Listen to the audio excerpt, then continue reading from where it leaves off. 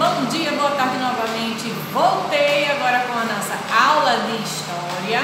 Vamos ter hoje um assunto novo. Você também aprenderá uma data comemorativa que nós estamos comemorando nesta semana. Você sabe qual é o dia que está chegando? Qual data comemorativa nós estamos celebrando nesta semana? Você vai aprender já já várias curiosidades sobre esta data comemorativa. Eu peço então, turma, que vocês peguem os materiais que nós utilizaremos durante nossa aula. Você vai precisar do seu caderno de história. A agenda você já anotou no vídeo anterior, então não será preciso anotar, que a tarefa de história será no caderno. Eu vou pedir também que vocês peguem lápis de cor, borracha, lápis, deixe seu estojo tudo separado que nós vamos começar. Não utilizaremos o livro de história. Na próxima semana, aí sim nós vamos utilizar. Combinado, turma? Então você vai precisar pegar apenas o seu caderninho. Como vocês já anotaram a agenda no vídeo anterior, vocês vão agora comigo corrigir a tarefa de casa da nossa aula da semana anterior, da semana passada. Você conseguiu responder? No nosso vídeo da semana passada, na aula de história, nós aprendemos sobre o Dia do Estudante, uma data comemorativa muito interessante em que homenageia todas as pessoas que, como eu e você, nós estudamos. Na aula passada, nós vimos qual foi a origem do Dia do Estudante, como foi que tudo isso começou e algumas coisas que aconteceram durante esse período. A tarefa de casa da aula passada, vocês escreveram o seguinte na primeira questão. Abra seu caderninho que nós vamos corrigir. Abram, vamos lá, todo mundo abrindo seu caderninho de história. Vamos corrigir a tarefa de casa. A primeira questão diz o seguinte: qual data comemora-se o Dia do Estudante?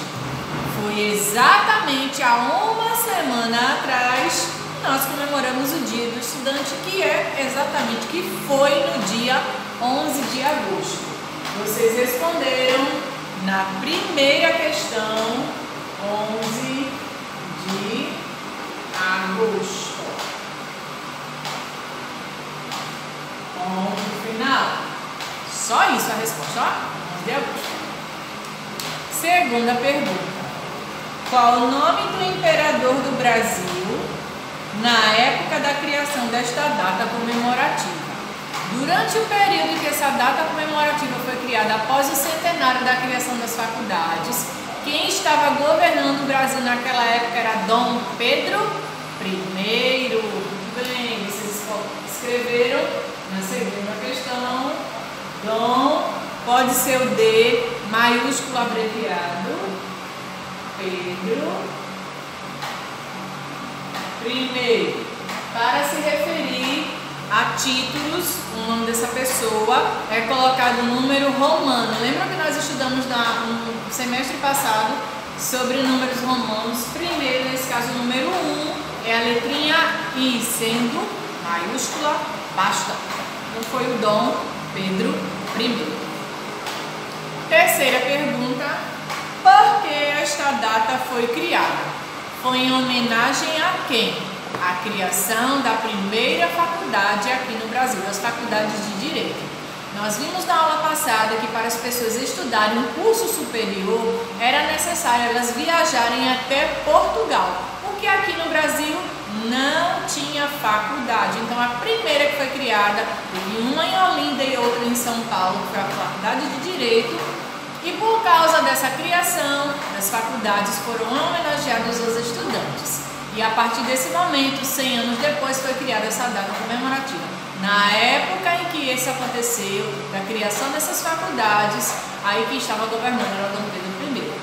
E vocês colocaram em homenagem à criação das faculdades do Brasil. Você pode construir a sua resposta com as suas próprias palavras, só não fuja do contexto, combinado? Então eu vou deixar à vontade para vocês responderem. Lembre-se sempre de iniciar a sua resposta com letrinha maiúscula e assim que acabar, pontinho final. Quarta questão. Você acha importante estudar? Por quê? Resposta pessoal. Para você, aluno da Escola Dinâmica do segundo ano, você acha importante estudar?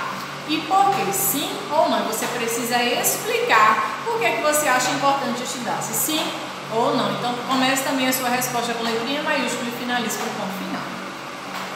Quinta questão: o que quer ser quando crescer? Já escolheu sua profissão? Comente abaixo também a resposta pessoal. Você, aluno do segundo ano, respondeu qual a profissão que você deseja ser. Alguns alunos mandaram para minhas tarefas, eu já corrigi e agradeço a sua participação. Você, aluno do segundo ano, pretende ser o que quando você crescer? Você colocou a sua profissão e comentou um pouquinho sobre as coisas que você quer exercer. Também a resposta pessoal, letrinha maiúscula no início, ponto final, assim que acabar, ok? Ninguém esqueceu. Muito bem, turma, corrigimos a nossa tarefa de casa da aula passada e nós vamos de assunto novo. E que data comemorativa será que está chegando?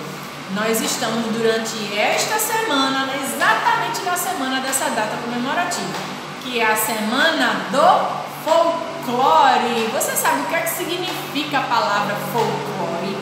Como foi que surgiu o folclore? Quais são as coisas que fazem parte do folclore? Será que o folclore aqui no Brasil só tem Saci Pererê, a Iara, o Curupira, o lobisomem? Será que o folclore brasileiro só existe lenda? Você vai descobrir já já. Vamos descobrir juntos quais são as coisas que fazem parte, quais são os elementos que fazem parte do nosso folclore. Essa data está chegando e você já vai saber o que é. Então vamos ouvir com atenção algumas curiosidades que eu trouxe sobre o nosso folclore brasileiro. 22 de agosto, Dia do Folclore. O Dia do Folclore, comemorado em 22 de agosto, foi criado com o objetivo de incentivar estudos para preservar o acervo do folclore brasileiro. O Dia do Folclore é celebrado internacionalmente, ou seja, não só aqui no Brasil, mas fora do Brasil, em outros países, o folclore também é comemorado no dia 22 de agosto.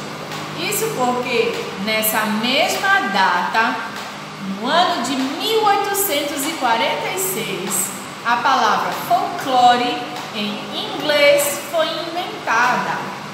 O autor do termo foi um escritor inglês chamado William John Thompson. Então, quem criou a palavra folclore foi esse escritor inglês que tem o nome de William John Thompson, que fez a junção da palavra folk, que quer dizer povo ou popular, e a palavra lore, que significa cultura ou saber, para definir os fenômenos culturais típicos das nossas culturas populares tradicionais de cada nação.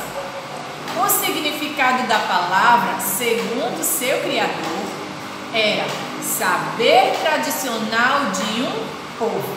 A palavra folclore, segundo o autor que a criou, disse que ela quer dizer saber tradicional de um povo. E se nós pegarmos a junção dessas duas palavrinhas, seria, portanto, a cultura de um povo, para nós resumirmos. É fundamental para um país conhecer as raízes de suas tradições populares. Os grandes folcloristas encarregam-se de registrar contos, lendas, anedotas, músicas, danças, vestuários, comidas típicas e tudo mais que define a cultura popular. Nós vimos que aqui o folclore ele não tem apenas lendas, mas tudo aquilo que faz parte da cultura popular de um determinado povo, de uma nação, faz parte do folclore. No Brasil, o Dia do Folclore foi oficializado no dia 17 de agosto de 1965, por meio de um decreto assinado pelo presidente Humberto Alencar Castelo Branco. O Dia do Folclore foi criado, portanto, com o objetivo de garantir a preservação do acervo que forma o folclore brasileiro e também de incentivar os estudos na área. No Dia do Folclore costuma-se relembrar os elementos mais importantes da cultura popular brasileira, tais como as danças, os ritmos, as festas e os personagens do nosso folclore. Nas danças e ritmos podem ser também citados o frevo, o maracatu, o baião, o forró, a catira e etc. Nas festas, costuma-se lembrar a festa junina, talvez a principal festa popular do Brasil. Entre os personagens estão inseridas as lendas tradicionais do nosso país. As principais lendas que fazem parte do folclore daqui do Brasil são, alguns você já conhece, mas vamos relembrar. É a lenda do Saci, muito conhecida, é uma das lendas mais conhecidas aqui do nosso país.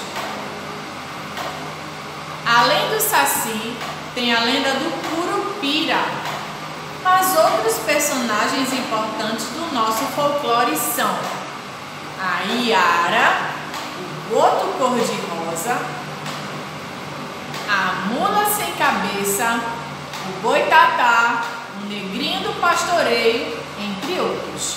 O folclore, como eu falei aqui no texto, como nós ouvimos, o folclore não se resume apenas a falar de Saci e de Curupira, não. O folclore reúne todas as coisas que fazem parte da cultura brasileira. Falando aqui do Nordeste, eu citei no texto que o frevo é uma das danças populares daqui do nosso Recife. E o frevo também faz parte do folclore, assim como o carnaval, a festa junina e outras festas, como o baião, que tem ritmos juninos, tem também o forró, o maracatu, a capoeira, tudo isso faz parte do folclore brasileiro. Vamos ouvir agora quais são as principais danças folclóricas. Pode ser que você não conheça todas, mas você vai aprender o nome de algumas.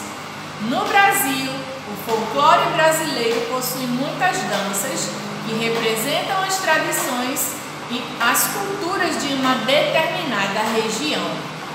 No país, as danças folclóricas surgiram da fusão, ou seja, da união da cultura europeia, indígena e africana. Assim como o povo brasileiro também é formado por essas três etnias, não foi diferente com o nosso folclore, principalmente em relação às danças. Nós adquirimos tudo isso através da cultura, da junção das culturas europeia, africana e também da indígena. Elas são celebradas em festas populares, caracterizadas por músicas, figurinos e cenários representativos. Vamos ouvir agora algumas danças folclóricas. Bumba Meu Boi. Você já ouviu falar no Bumba Meu Boi? Ela é uma das danças mais conhecidas aqui no Brasil.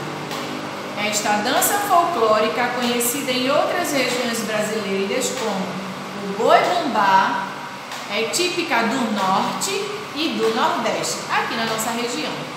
O Bumba Meu Boi possui uma origem diversificada, pois apresenta traços das culturas espanhola, portuguesa, africana e indígena.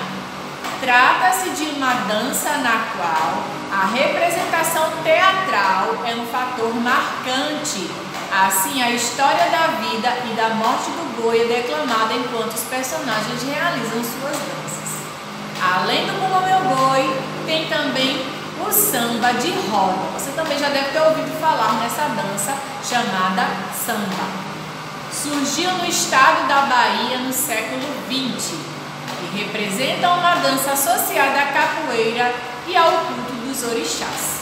Surgiu como forma de preservação da cultura dos africanos quando vieram para o Brasil.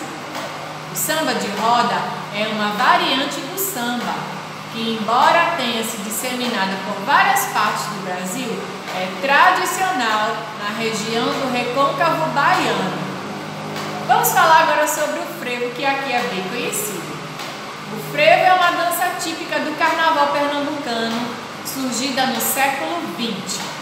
Diferente de outras marchinhas carnavalescas, ele é caracterizado pela ausência de letras, onde os dançarinos seguram pequenos guarda-chuvas coloridos como elemento coreógrafo. A palavra frevo é originária do verbo ferver, representando desta maneira particularidades desta dança demasiadamente frenética. O frevo ele é caracterizado por músicas que não contêm letra. Você consegue somente ouvir o som, só a música mesmo, a melodia, e aí as pessoas começam a dançar e já inventaram vários passos, inclusive tem até concursos para os passistas que gostam muito dessa dança. Além do frevo, é também muito conhecido aqui o maracatu. É um termo africano que significa dança ou batuque. A palavra maracatu é um termo que veio da África, que significa dança ou batuque. É uma dança típica da região Nordeste, com grande destaque na região de Pernambuco. Esse ritmo e dança apresentam fortes características religiosas, composto por uma mistura de elementos indígenas, europeus e afro-brasileiros. E o baião? Você já ouviu falar no baião? O baião é uma dança e canto típicos do Nordeste brasileiro que recebeu em suas origens influências das danças indígenas e da música caipira. Com movimentos que se aproximam do forró, o baião é dançado em pares e sua temática é baseada no cotidiano e nas dificuldades da vida dos nordestinos. E a quadrilha? As quadrilhas juninas, também muito conhecidas aqui. A quadrilha foi popularizada no Brasil a partir do século XX, mediante influência da corte portuguesa. É uma dança típica das festas juninas, bailada em duplas de casais, caracterizados com vestimenta tipicamente caipira. Atualmente a quadrilha abrange todas as regiões do Brasil. E a catira? Você já ouviu falar nessa dança chamada de catira ou cateretê? Você já escutou essa palavra? É uma dança folclórica presente em vários estados brasileiros. Há controvérsias em relação à sua origem. Entretanto, acredita-se que ela contém influências indígena, africana, espanhola e portuguesa. A catira apresenta muitos elementos ligados à cultura caipira, caracterizada pelo figurino dos dançarinos, acompanhados ao som das violas. E o jongo? Você já escutou essa palavra, jongo? O jongo é uma dança folclórica de origem africana e em alguns lugares é conhecida pelo nome de caxambu. O jongo é uma dança da zona rural, acompanhada por instrumentos de percussão. Muitas vezes ela é considerada uma variante do samba.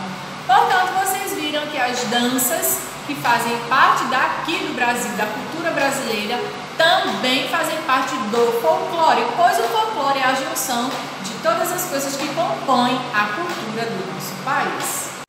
Vamos ouvir outras danças também folclóricas brasileiras. Além dessas que eu citei, tem mais. Pezinho, shot ou shot carreirinho, shot bragantino ou shot duas damas. Tem também a dança do siriá, dança da fita, pastoriz, reizado, sairé, fandango, carimbó, marabaixo, lundu, marujada, chachado, pericom, ticumbi, chula, congada, coco, samba de matuto, batuque e dança do boi de mamão.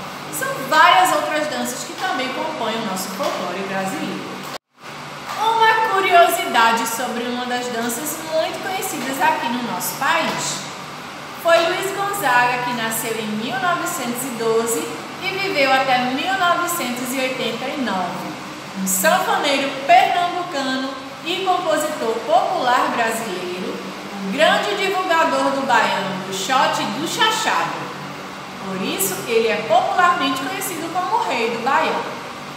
Só que fora do nosso país, além das danças populares que compõem o nosso país, fora do Brasil, também existem danças populares dos países de sua origem. Por exemplo, todos os países possuem suas danças folclóricas. O flamenco lá na Espanha é uma das danças que compõe a cultura de lá daquele país. A tarantela, que é uma dança típica da Itália. O tango, que é uma dança típica da Argentina. E o fandango, que é uma dança típica lá de Portugal. Nós vimos que o folclore já tem, além das lendas, nós vimos que tem as danças e músicas. Mas, além de tudo isso, uma coisa deliciosa que faz parte do nosso folclore brasileiro, você sabe o que é? São as comidas típicas. As comidas típicas que nós conhecemos aqui são uma delícia. Vamos ouvir algumas? Bolo de fubá. Você gosta de bolo de fubá? Eu amo bolo de fubá, acho uma delícia. Pé de moleque. Tem a forma de bolo e tem também a forma do doce. Bolo de batata doce, pamonha, canjica. Em algumas regiões é chamado de curau de milho. E aqui também tem o mungunzá. O mungunzá em algumas regiões é chamado de canjica, só que pra gente a canjica é diferente.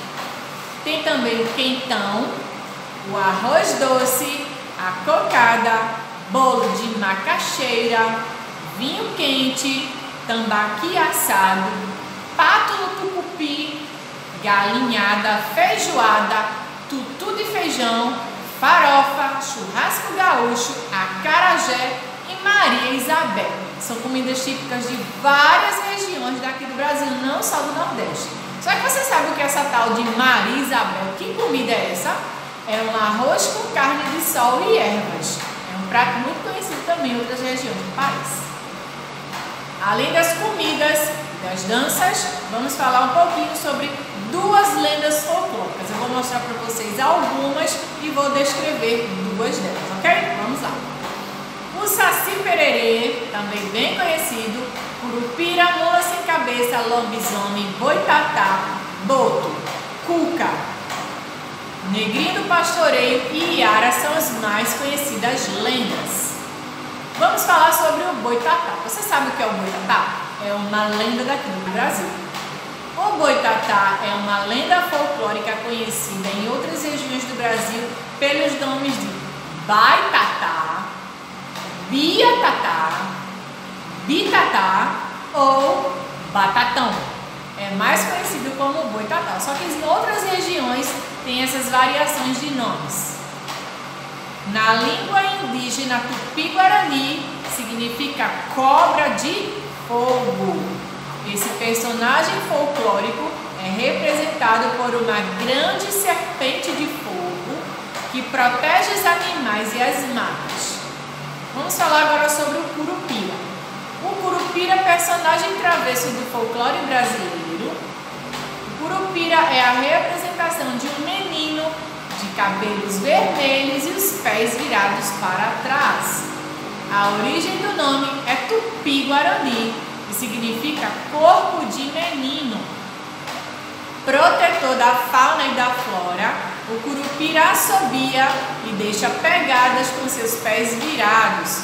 O objetivo é enganar os exploradores e destruidores da natureza.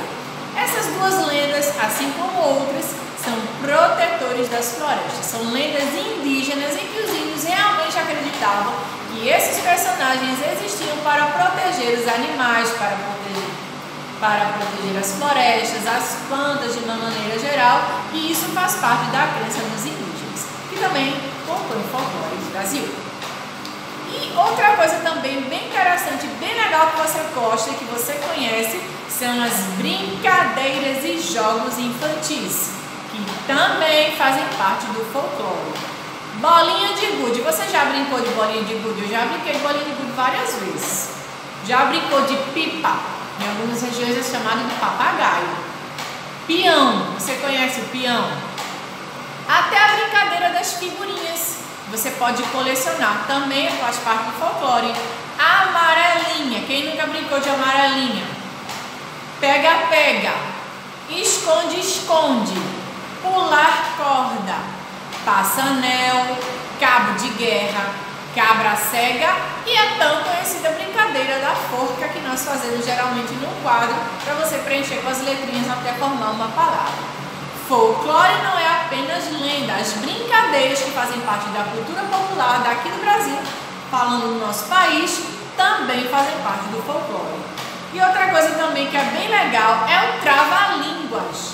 Esse trava-línguas são um conjunto de versinhos que tem rima que faz com que você realmente enrole a língua para poder falar. E um dos exemplos de trava-língua é: o rato roeu a roupa do rei de Roma. Se você tentar falar bem rápido para não enrolar a língua, esse também é um trava-línguas. E os trava-línguas também fazem parte da cultura popular, portanto fazem parte do nosso folclore. Viram como o nosso folclore é muito rico, tem muitas outras coisas além de saci e curupira? Não é só isso. Todas as coisas que compõem a cultura popular do nosso país fazem parte do folclore brasileiro. Olha só quantas curiosidades você aprendeu na nossa aula de história hoje. Viram só quantas coisas legais?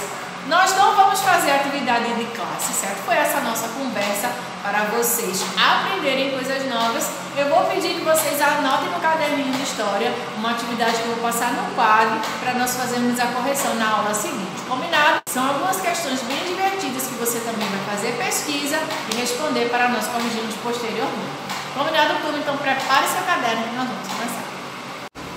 Comecem anotando o cabeçalho. Coloquem o nome da escola com letrinha maiúscula. Data, coloquem o nome da disciplina, pula uma linha e vamos fazer a primeira questão.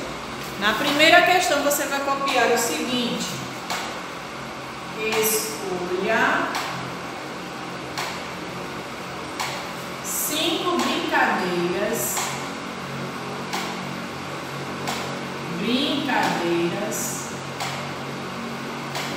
que fazem parte do folclore, que fazem parte do folclore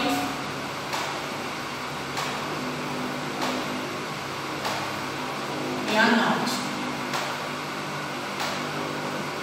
Final. Deixe mais ou menos umas 3 a 4 linhas, dependendo do tamanho da sua letra. Eu recomendo que vocês não coloquem a resposta nesse primeiro xizinho aqui. Coloquem no segundo para a sua resposta ficar centralizada e não ficar coladinho com a próxima pergunta. Segunda questão, escreva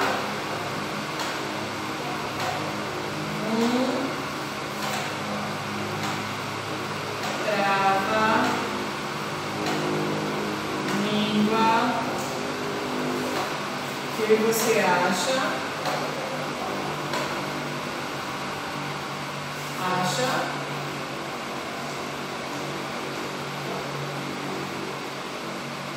bem divertido.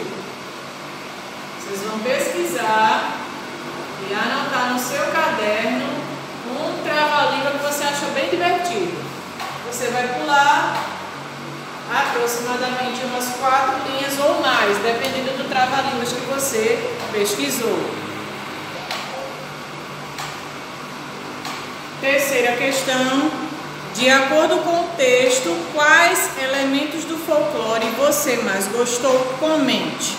Você vai pular aproximadamente 4 linhas. Quarta questão: desenhe, pinte ou cole figuras de elementos típicos do nosso folclore.